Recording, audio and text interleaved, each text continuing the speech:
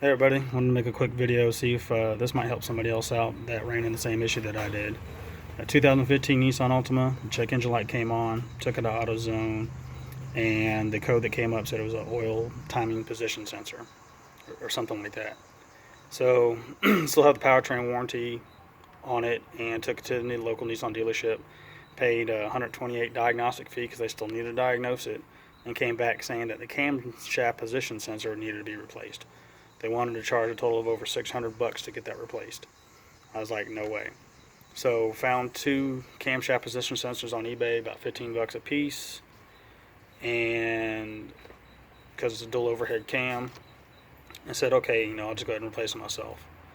And every video I found on YouTube or picture that I saw online was for an earlier model Nissan Altima, and was all showing the camshaft position sensors they were on the side of the engine, on the back side where the cam was at and everything.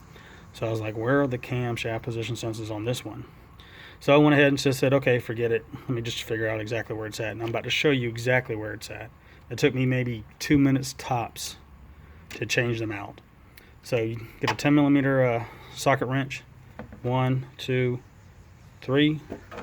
Just pops right off because of this part right here. And then here's your camshaft position sensors right here. So dual overhead cam, so you need two. Pull out the wiring harnesses, 10 millimeter bolt, 10 millimeter bolt. They pull right out, place them right in, tighten them down. There you are, you're done. You would need to disconnect your ground from your battery so your system resets, but that right there will take care of it if you need to replace your camshaft position sensors.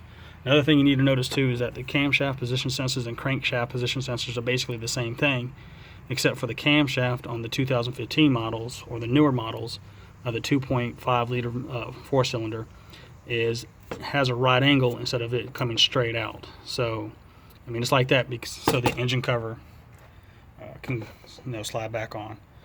Alright, that's the end of the video. Hope this helps somebody out. Enjoy.